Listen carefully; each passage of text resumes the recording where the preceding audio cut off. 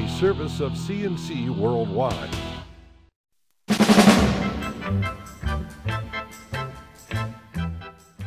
The Daily is a service of CNC News and Jib Jab greetings. I'm Bud Lowell. Your full AccuWeather forecast is found right across the top of this and every CNC local news page.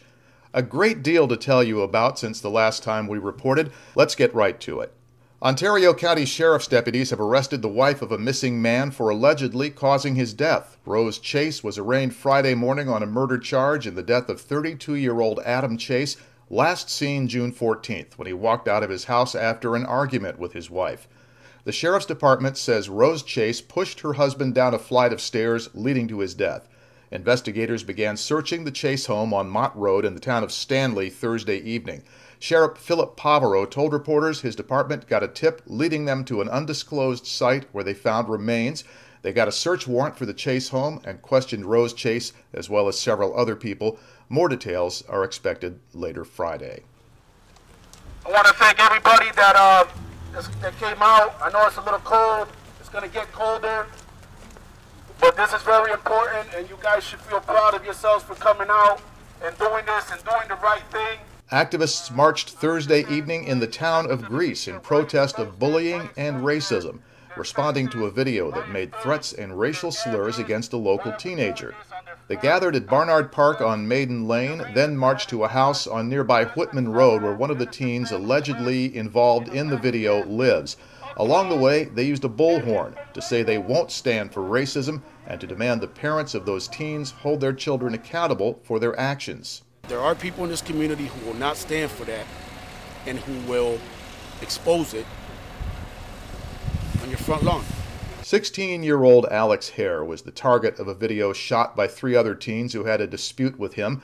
They burned a hoodie belonging to Hare while making threats against him. Hope you like your hoodie, you. One of the teens, 18-year-old Nicholas Robert, then allegedly posted this video to Alex Hare's Facebook page. That angered a number of people who didn't like the racial comments and also knew that the hoodie had been given to Alex Hare by Noelle Parcells, a girl who was murdered last year. Robert was arrested on Sunday on a charge of aggravated harassment. He faces arraignment January 3rd in Greecetown Court. Alex Hare says he's been surprised at the number of people who've supported him and spoken out against bullying.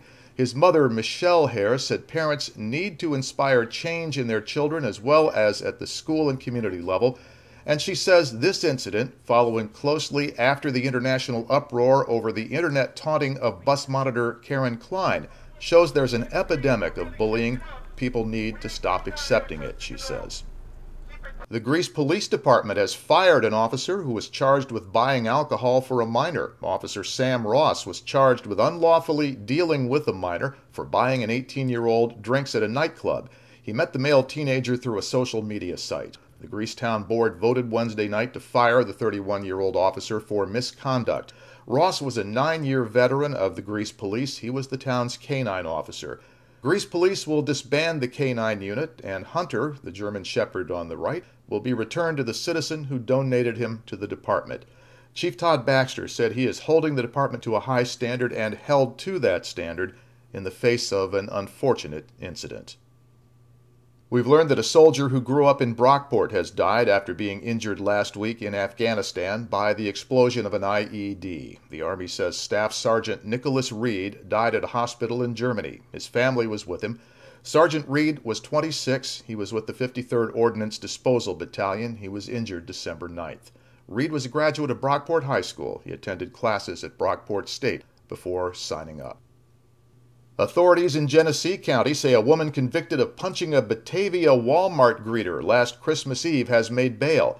The Genesee County District Attorney's Office says $50,000 bond was posted for the release of Jaquetta Simmons, convicted in August of assault for punching a 70-year-old store employee at the Batavia Walmart when she was asked to show her receipt.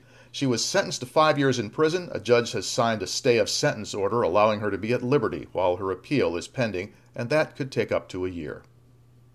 Monroe County Court Judge Frank Geraci will be trading one set of robes for another. The United States Senate has unanimously approved his nomination to the U.S. District Court bench in Rochester. Geraci will serve as a federal judge for the Western District of New York, filling the vacancy left by the retirement of David Larimer in 2009. As we told you earlier, Kodak CEO Antonio Perez and other company executives met with employees in a town meeting format Thursday, updating them on the refinancing deal Kodak has worked out in hopes of getting out of bankruptcy.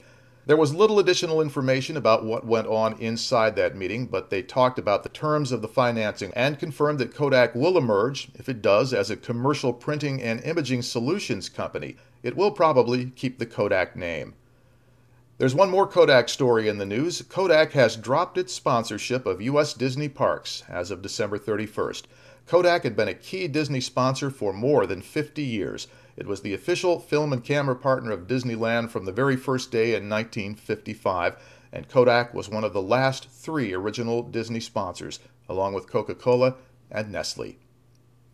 To the left of this player window, you'll find links to these and other stories.